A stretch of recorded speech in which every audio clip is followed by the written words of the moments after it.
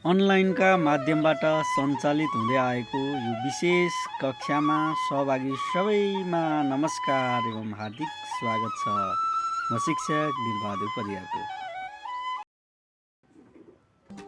मैले screen share गरिसकेको छु।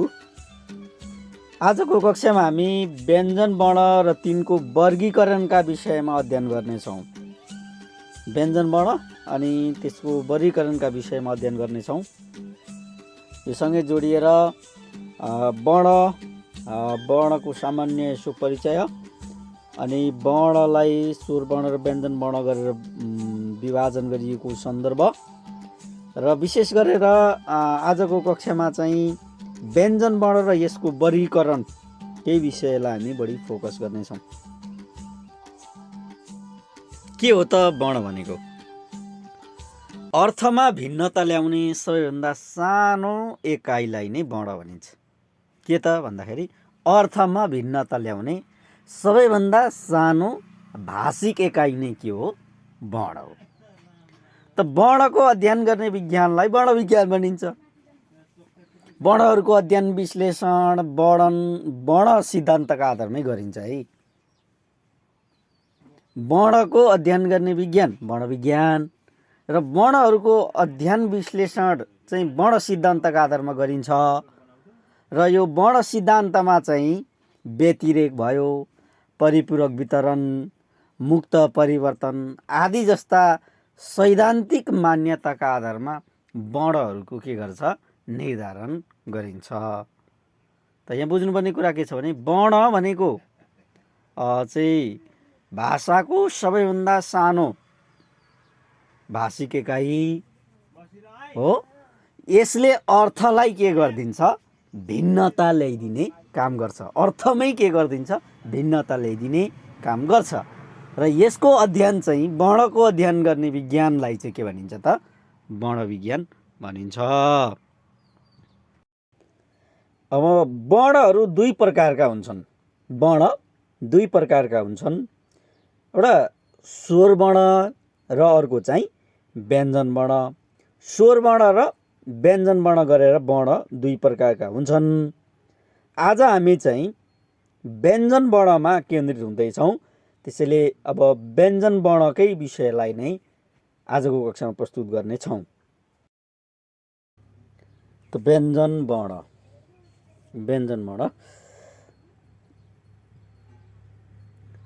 फोक्सोबाट निस्किएको सासमा बाधा भई उच्चारण हुने वर्णलाई व्यञ्जन वर्ण भनिन्छ। अब हेर्नुहोस् है, अघि मैले स्वर वर्णको अलिकति मात्रै थोरै कुरा गर्दाखेरि स्वर वर्ण भनेको चाहिँ फोक्सोबाट निस्किएको सासमा बाधा उत्पन्न नहुने वर्ण चाहिँ स्वर वर्ण। बुझ्नुभयो? बाधा उत्पन्न हुने वर्ण चाहिँ के हो? व्यञ्जन वर्ण है। त व्यञ्जन वर्ण भनेको के रहेछ त? फोक्सोबाट निस्किएको सासमा बाधा भई, हेर्नुहोस् है, उच्चारण हुने वर्णलाई के भनिँदो रहेछ?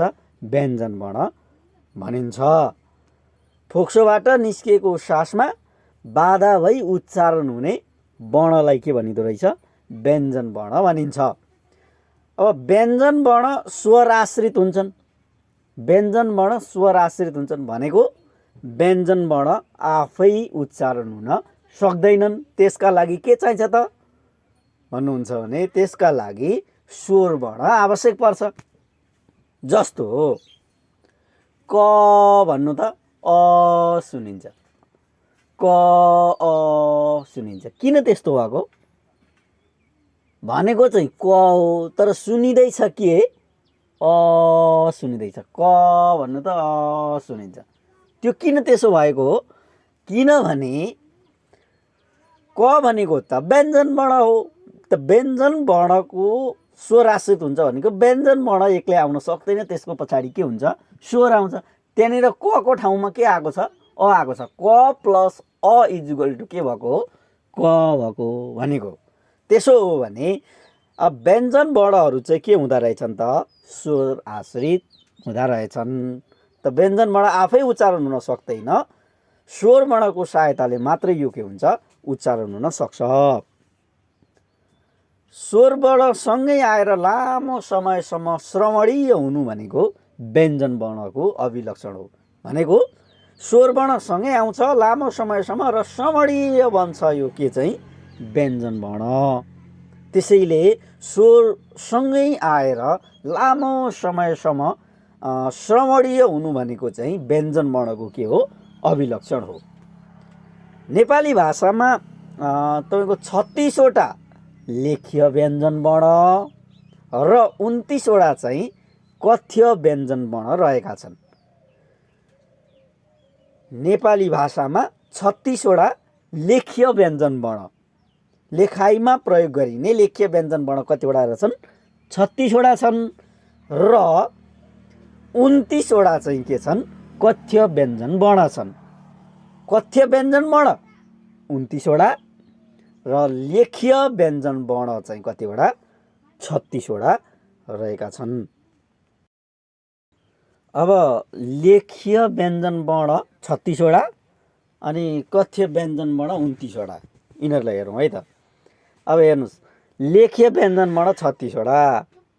अब यहाँनिर 36वटा छन्। हामीले परम्परागत रूपमा वर्णमालामा प्रयोगमा ल्याइरहेका वर्णहरू है, यो व्यञ्जन वर्णहरू क ख ग घ ङ च छ ज झ य ट ठ ड ढ ण त थ द ध न प फ ब भ म य र ल व स स स ह क्ष त्र्य ज्ञ गरेर 36वटा लेख्य व्यञ्जन वर्णहरू छन् भने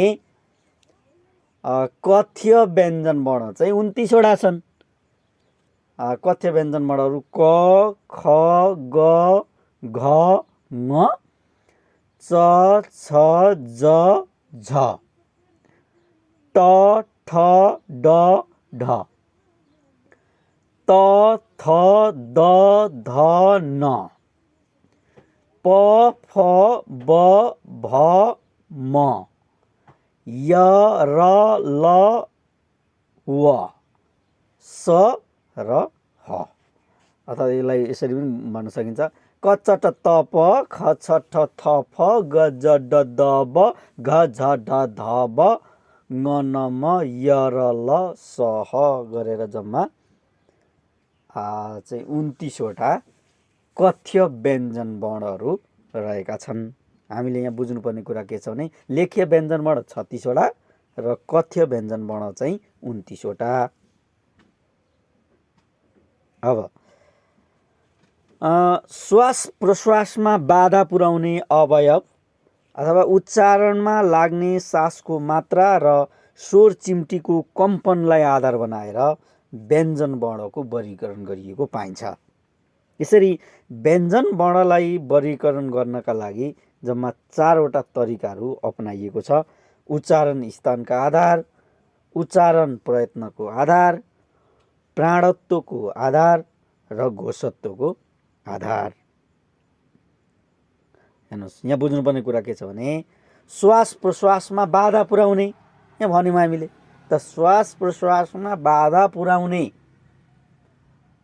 वर्णहरूलाई व्यञ्जन वर्ण भनिन्छ भन्यौँ। त्यसो हो भने श्वास प्रश्वासमा बाधा पुर्याउने अवयव अङ्गहरू भनेको नि उच्चारणमा लाग्ने सासको मात्रा र स्वर चिम्टीको प्रकम्पनलाई आधार बनाएर व्यञ्जन वर्णलाई के गरिएको छ त वर्गीकरण गरिएको छ।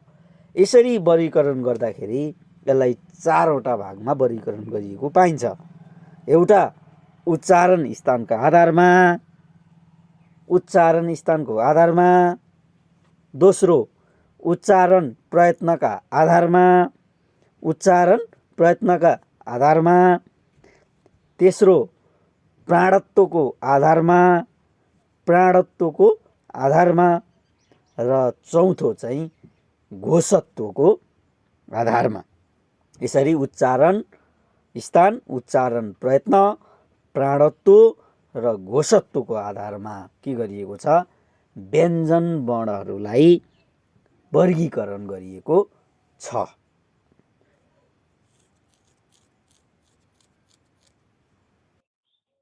नम्बर 1 उच्चारण स्थानका आधारमा। अब व्यञ्जन वर्णहरू उच्चारण गर्दा हेर्नुहोस् है, व्यञ्जन वर्णहरू उच्चारण गर्दा मुखका विभिन्न भागमा जिब्रोले छोइने, ठोकिने ठाउँ अथवा वर्ण जुन स्थानबाट उच्चारण हुन्छ त्यो नै के हो? उच्चारण स्थान। वर्ण कुन स्थानबाट उच्चारण हुन्छ भन्ने आधार के हो? उच्चारण स्थान। ठिक छ, केही साथीहरू जोडिने क्रम पनि जारी छ, जोडिँदै जानुहुन्छ। हामी कुरा गर्दैछौँ उच्चारण स्थानका आधारको कुरा गर्दैछौँ। मैले के भने व्यञ्जन वर्णहरू उच्चारण गर्दा मुखका विभिन्न भागमा जिब्रोले छुने अथवा ठोकिने वा कुन वर्ण चाहिँ कुन स्थानबाट उच्चारण हुन्छ भन्ने आधार नै के हो? उच्चारण स्थानका आधार हो। अथवा वर्ण कुन स्थानबाट उच्चारण हुन्छ भन्ने आधार नै के हो? उच्चारण स्थानको आधार। यसरी उच्चारण स्थानका आधारमा चाहिँ व्यञ्जन वर्णहरूलाई कण्ठ्य, वर्ष्य, दन्त्य, ओष्ठ्य, तालव्य, अतिकण्ठ्य गरेर यसलाई विभाजन गरेको पाइन्छ। तालिकामा हेरौँ। कण्ठ्य, कण्ठ्य अन्तर्गत क, ख, ग, घ, ङ। कण्ठ्य भनेको चाहिँ कण्ठ वा घाँटीबाट उच्चारण हुने भनेको। कण्ठ्य भनेको कण्ठ वा घाँटीबाट उच्चारण हुने वर्णहरू, जस्तै क, ख, ग, घ र ङ वर्ण। अर्को छ त वर्ष्य। वर्ष्यलाई दन्तमूल्य पनि भन्छ है। वर्ष्य हेर्नु त, वर्ष्य भनेको चाहिँ दाँतको फेदमा रहेको, यहाँ छ नि दाँत, तपाईँको दाँतको फेदमा, थाम्नु त, दाँतको फेदमा रहेको गरा परेको भागबाट उच्चारण हुने वर्ण, यसलाई के भन्छ? वर्ष्य। दाँतको फेदमा रहेको गरा परेको भागबाट उच्चारण हुने वर्ण, यसलाई चाहिँ वर्ष्य अथवा दाँतको फेदबाट उच्चारण हुने भएकाले यसलाई दन्तमूल्य पनि भनेको। च, छ, ज, झ, ट, ठ, ड, ढ, न, र, ल, स वर्णहरू, व्यञ्जन वर्णहरू चाहिँ के हुन्? वर्ष्य हुन्, दन्तमूल्य हुन्। अब अर्को छ दन्त्य। दन्त ध्वनि अन्तर्गत त, थ, द, ध पर्छन्। हेर्नु त, माथिल्लो दाँतको पछिल्लो भागमा जिब्राको टुप्पोले ठोकिएर उच्चारण हुने। हेर्नु त, उच्चारण गर्नु त, त, थ, द, ध। दाँतको चाहिँ भागमा के गर्छ त्यसले? दाँतले पछिल्लो भागमा ठ्याङ ठ्याङ ठ्याङ ठ्याङ दाँतको तपाईँको भागमा चाहिँ जिब्राले हिर्काउँछ र उच्चारण हुन्छ। त्यसैले यसलाई दन्त्य भनेको हो। त, थ, द, ढ यस अन्तर्गत पर्छ है। अर्को छ ओष्ठ्य। ओष्ठ्य भनेको दुवै ओठको सक्रियताबाट उच्चारण हुने। ओठ के हुन्छ? सक्रिय हुन्छ, ओठकै सक्रियताबाट यो उच्चारण हुने। जस्तो हामी रिमाइनिङ टाइम दिँदैछ 10 मिनट, यसलाई हामी सकिहाल्छौँ। जस्तो प, फ, ब, भ, प, फ, ब, भ, म, व। यसमा के हुन्छ हेर्नु त, दुईटै ओठ प, फ, ब, भ दुईटै ओठ के हुन्छ? सक्रिय हुन्छ। यसलाई त्यसैले ओष्ठ्य ध्वनि भनेको। प, फ, ब, भ, म, व ओष्ठ्य ध्वनि अन्तर्गत पर्छन्, ओष्ठ्य वर्ण अन्तर्गत पर्छन् है। अर्को छ तालव्य। हेर्नु त, तालव्य, तालव्य अन्तर्गत य पर्छ। तालव्य भनेको जिब्राको बीचको भाग र माथिल्लो दाँतको पछाडिको अथवा पछिल्लो चाहिँ चिप्लो र सारो तालुको चाहिँ संलग्नताबाट उच्चारण हुने, अथवा यसो भनौँ तालुबाट उच्चारण हुने भएकाले यसलाई के भनेको तालव्य भनिएको हो। यो वर्ण चाहिँ एउटा मात्रै छ य। र अर्को छ अतिकण्ठ्य। अतिकण्ठ्य भनेको यो चाहिँ श्वासनलीको शिरानको स्वर यन्त्र अथवा कण्ठ घाँटीको भित्री भागबाट उच्चारण हुने, कण्ठ वा घाँटीको भित्री भागबाट उच्चारण हुने चाहिँ वर्णलाई के भनिन्छ अतिकण्ठ्य भनिन्छ। अतिकण्ठ्य वर्ण अन्तर्गत ह वर्णलाई मानिएको छ। अतिकण्ठ्य भनेको ह भनिन्छ। यसरी कण्ठ्य, वर्ष्य, दन्त्य, ओष्ट्य, तालव्य र अतिकण्ठ्य गरी उच्चारण स्थानका आधारमा 6 भागमा बाँडिएको छ। कण्ठ्य, वर्ष्य, दन्त्य, ओष्ट्य, तालव्य र अतिकण्ठ्य।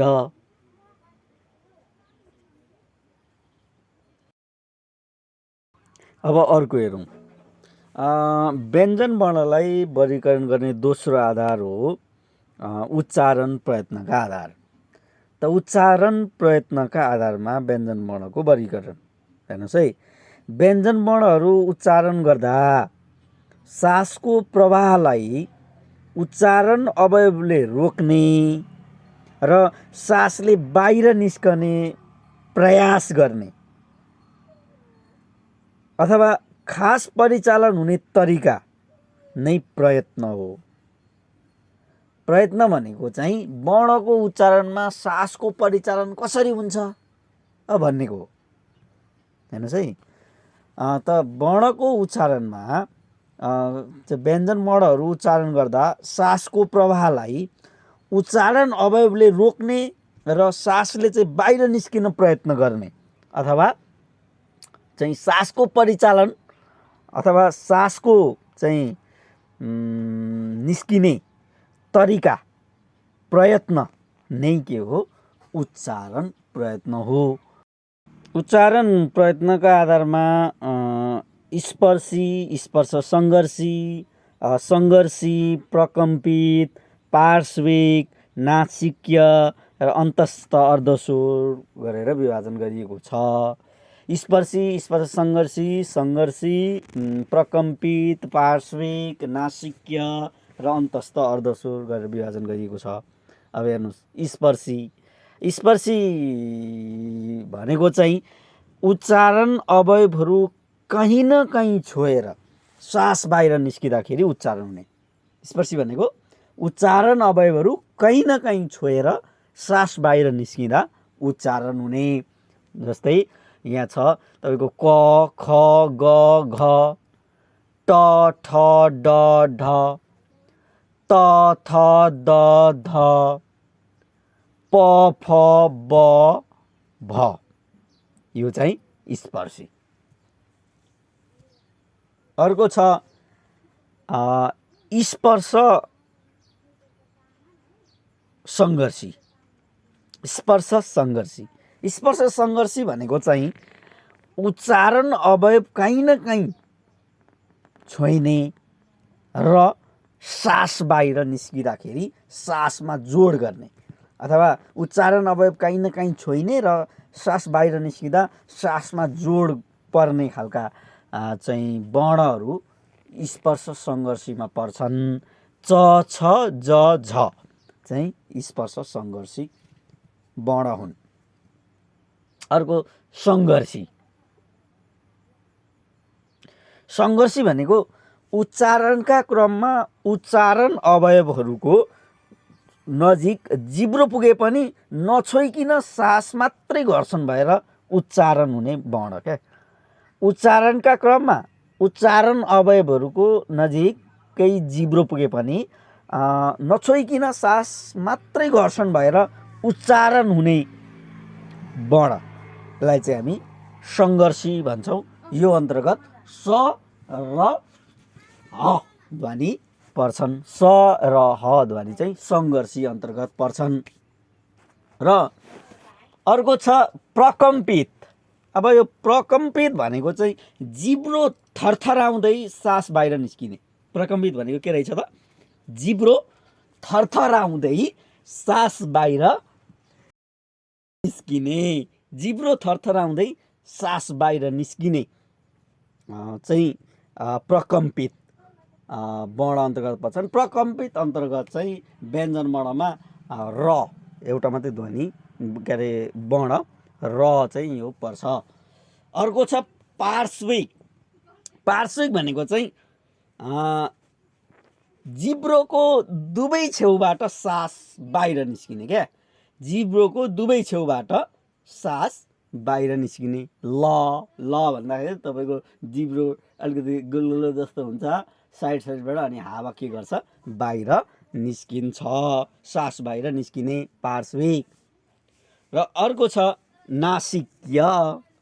नासिक्य भनेको चाहिँ फोक्सोबाट बाहिर आएको सास नाकै ओडारबाट बाहिर निस्किँदा उच्चारण हुने। फोक्सोबाट बाहिर आएको सास तपाईँको चाहिँ नाकै ओडारबाट बाहिर निस्किँदा उच्चारण हुने नासिक्य। ङ न म नासिक्य वर्ण हुन्। अर्को चाहिँ अन्तस्थ अर्धस्वर। अब यो चाहिँ नामले पनि हुन्छ अर्धस्वर भन्ने। यो चाहिँ कतै व्यञ्जन जस्तो कतै चाहिँ स्वर जस्तो सुनिने क्या। तपाईँको ए ओ भन्दा व्यञ्जन हो कि जस्तो पनि, ए ओ भन्दाखेरि य व व्यञ्जन जस्तो, ए ओ भन्दाखेरि चाहिँ स्वर जस्तो सुनिने क्या। हलन्त उच्चारण हुने, कतै स्वर जस्तो कतै व्यञ्जन जस्तो सुनिने वर्ण चाहिँ के हो? अन्तस्थ। व्यञ्जन जस्तो स्वर जस्तो उच्चारण हुने वर्ण चाहिँ के हो? अर्धस्वर हो। यसलाई अन्तस्थ पनि भनिन्छ, अन्तस्थ अथवा अर्धस्वर।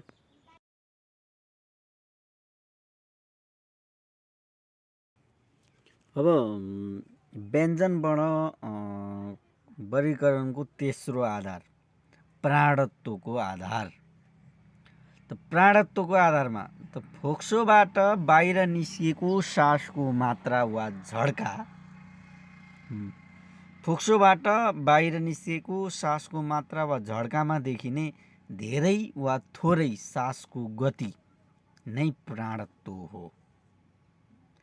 मैले के भने त फोक्सोबाट बाहिर निस्किएको सासको मात्रा वा झड्कामा देखिने धेरै वा थोरै सासको गति नै के हो? प्राणत्व हो। उच्चारण गर्दा सासको मात्रा धेरै अथवा थोरै कति बाहिरिन्छ भन्ने आधारमा अल्पप्राण र महाप्राण गरेर प्राणत्वको आधारमा विभाजन गरिएको छ। अल्पप्राण अनि महाप्राण।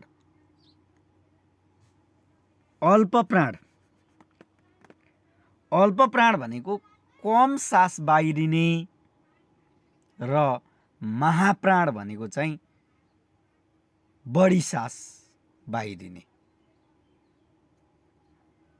अब अल्पप्राण अन्तर्गत यहाँ तपाईँले डिस्प्ले गरिरहनु भएको छ, डिस्प्लेमा देखिरहनु भएको छ।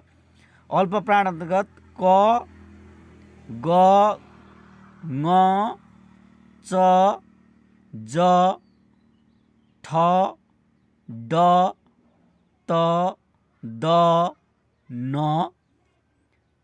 प ब म य र ल व वर्णहरू अल्पप्राण हुन् भने महाप्राणमा चाहिँ ख छ थ थ फ घ झ ढ ध भ अनि सह। ख छ ठ थ फ घ झ ढ ध भ सह महाप्राण हुन्। अब यो अल्पप्राण महाप्राण दुईटामा वर्गीकरण गरिएकाले गर्दा तपाईँले महाप्राण अथवा अल्पप्राण मध्ये एउटा सम्झिनै पर्छ। अब महाप्राण सम्झिनुभयो, ख छ ठ थ फ घ झ ढ ध भ सह सम्झिनु हो भने घ झ ढ ध भ स ह र ख छ ठ थ फ देखि बाहेकका अरू सबै वर्ण के हुन्? अल्प प्राण हुन्।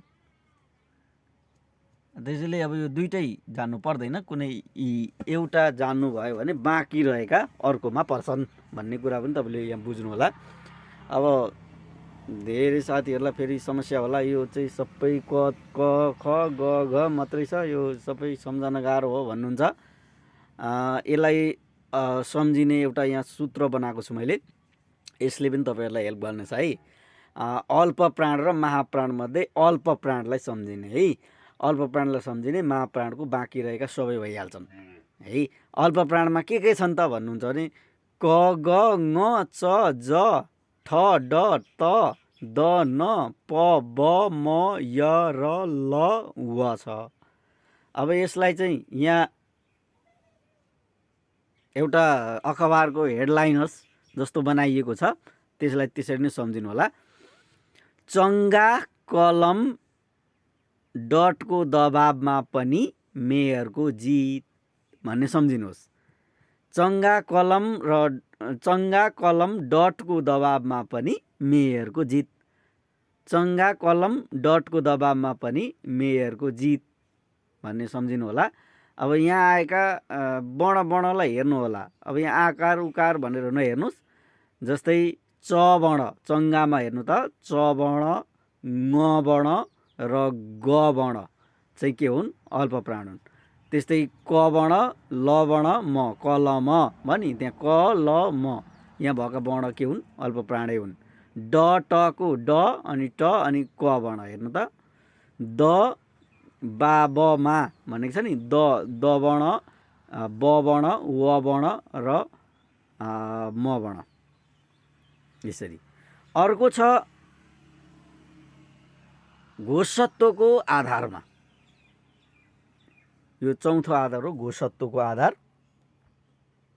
त घोषत्वको आधारमा रुद्र घण्टी भन्दा भित्र स्वर तन्त्रिका खुल्ने र बन्द हुन सक्ने दुईवटा पातला लचकदार चिम्टा आकारका स्वर चिम्टीको प्रकम्पनलाई नै घोषत्व भनिन्छ। कसो अरे? रुद्र घण्टीभित्र रहेका स्वर तन्त्रिका खुल्न र बन्द हुन सक्ने दुईवटा पातला लचकदार चिम्टा आकारका स्वर चिम्टीको प्रकम्पनलाई नै घोषत्व भनिन्छ। अर्थात् स्वर चिम्टीमा आउने कम्पनको मात्राको आधार नै के हो? घोषत्वको आधार हो।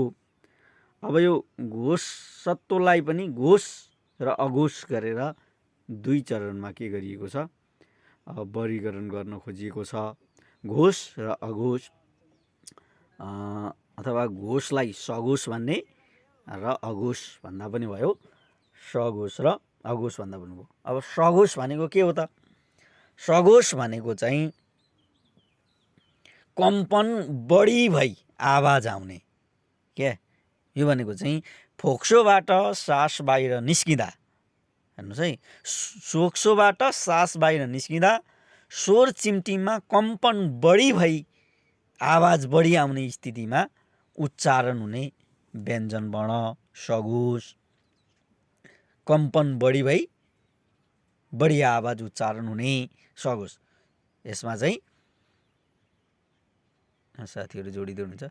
यसमा चाहिँ सघोष अन्तर्गत चाहिँ ग, घ, ङ, ज, झ, ड, ड, द, ध, न, ब, भ, म, य, र, ल, व।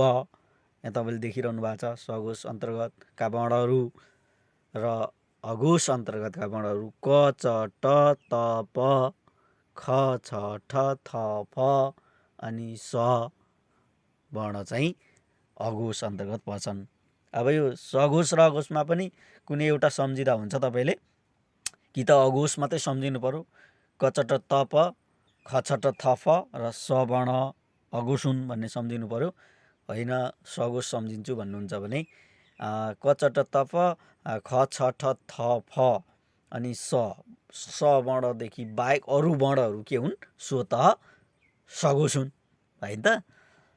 अब सघोष सम्झिनु भयो भने सघोषमा पर्ने सघोष भइहाले, बाँकी रहेका वर्णहरू चाहिँ के हुन्छन्? अघोष हुन्छन्। अब सघोषलाई सम्झिनका लागि सम्झिनुहुन्छ भने एउटा सूत्र छ, ढलो झन्डा गमलामा जब, ढलो झन्डा गमलामा जब, धादिङमा यादव घर। भन्नुहोस्, ढलो झन्डा गमलामा जब, धादिङमा यादव घर भन्ने सूत्र सम्झिनु भयो भने यहाँ सघोष वर्णहरू छन्। जस्तै ढ, ल वर्ण, झ वर्ण, न वर्ण, ड वर्ण, ग वर्ण, म वर्ण, ल वर्ण, म वर्ण, ज वर्ण होइन, ध वर्ण, द वर्ण, ड वर्ण, ङ वर्ण, य वर्ण, द वर्ण, घ वर्ण, र वर्ण आदि जस्ता वर्णहरू चाहिँ सघोष हुन्। भनेको ग, घ, ङ, ज, झ, ड, ढ, द, ध, न, ब, भ, म, य, र, ल, व जस्ता वर्णहरू चाहिँ के हुन्? सघोष वर्ण हुन् भनेर चाहिँ बाँकी रहेका क, च, ट, त, प, ख, छ, ठ, थ, फ अनि स वर्ण चाहिँ अघोष वर्ण हो। यसरी घोषत्वको आधारमा चाहिँ रुद्र घन्टीभित्र रहेका स्वर तन्त्रिका खुल्ने र बन्द हुन सक्ने अथवा दुई पातला लचकदार चिम्टा आकारका स्वर चिम्टीको प्रकम्पनका आधारमा घोषत्व भनिन्छ। अब यो स्वर चिम्टीमा आउने कम्पनको मात्राका आधारमा घोषत्वको आधारमा सघोष र अघोष भनेर वर्गीकरण गरिएको हो। यसरी हामीले चाहिँ व्यञ्जन वर्णलाई चाहिँ उच्चारण स्थान, उच्चारण प्रयत्न होइन त, प्राणत्व अनि घोषत्वको आधारमा चाहिँ वर्गीकरण गरेर यसका विभिन्न चाहिँ विभाजन गरेर हेर्छौँ, हेर्न सकिन्छ। उच्चारण स्थानका आधारमा कण्ठ्य, वर्ष्य, दन्त्य, उष्ट्य, तालव्य, अतिकण्ठ्य। उच्चारण प्रयत्नका आधारमा स्पर्शी, स्पर्श सङ्घर्षी, प्रकम्पित, पार्श्विक, नासिक्य, अन्तस्थ, अर्धस्वर। प्राणत्वको आधारमा अल्प प्राण, महाप्राण। घोषत्वको आधारमा सघोष, अघोष पर्छन् भन्ने कुरा हामीले के गर्यौँ? छलफल गऱ्यौँ। अब धेरै साथीहरू जोडिन प्रयास गर्दै हुनुहुन्छ, धेरै साथीहरूलाई समस्या भइरहेको छ, यहाँ हामीलाई जानकारी पनि दिँदै हुनुहुन्छ। अब हामी यहाँ जे जति उपस्थित भयौँ, अब हामी यसलाई निरन्तरता दिँदै जाउँ। पछिल्लो समयमा साथीहरू जोडिने क्रम पनि जारी छ। अब परीक्षामा चाहिँ कसरी आउँछ त भन्दाखेरि यी यसरी आउँछ, हेर्नुहोस् है। परीक्षामा चाहिँ तलका वर्णहरूलाई उच्चारण स्थानका आधारमा चिनाउनुहोस्। यी ख, ज, ब, ह, स दियो नि। उच्चारण प्रयत्नका आधारमा चिनाउनुहोस्, घोषत्वको आधारमा चिनाउनुहोस् भन्न सक्छ क्या। त्यसरी वर्ण दिन्छ र त्यो वर्ण चाहिँ हामीले उच्चारण स्थानका आधारमा, उच्चारण प्रयत्नका आधारमा, प्राणत्वको आधारमा अथवा घोषत्वको आधारमा हामीले के गर्नुपर्छ? वर्गीकरण गरिदिनुपर्छ। अब यो प्रश्नमा हेर्नु, यसको सल्भ पनि हेरिदिनुहोस्। यसलाई कसरी समाधान गर्ने यो प्रश्नलाई भन्ने पनि यहाँ हेर्नुहोस्। उदाहरणको लागि तलका वर्णहरूलाई उच्चारण स्थानका आधारमा चिनाउनुहोस्। ख, ज, ब, ह, स छ होइन वर्ण। ख वर्ण उच्चारण स्थानका आधारमा के हो त भन्नु त? कण्ठ्य। के हो त? कण्ठ्य। गुड। ज वर्ण वर्ष्य हो। वर्ष्यलाई के पनि भनिन्छ? दन्त मूलीय। वर्ष्य दन्त्य मूलीय। ज वर्ण। ब भनेको उष्ट्य। प, फ, ब, भ होइन, प, फ, ब उष्ट्य। ब भनेको उष्ट्य। अब ह भनेको अतिकण्ठ्य। अतिकण्ठ। ह भनेको के छ? अतिकण्ठ्य। यसरी उच्चारण स्थानका आधारमा हामीले यहाँ भएको वर्णहरूलाई के गर्यौँ? उच्चारण स्थानका आधारमा चाहिँ देखायौँ। अब उच्चारण तपाईँले यसरी सल्भ गर्दाखेरि जस्तै उच्चारण स्थानका आधारमा भने उच्चारण स्थानका आधारमा के हुन्छ त भन्दा कण्ठ्य, वर्ष्य, दन्त्य, उष्ट्य, तालव्य, अतिकण्ठ्य। योदेखि बाहेक त हुँदैन। तपाईँले त्यति सम्झिनु पर्यो।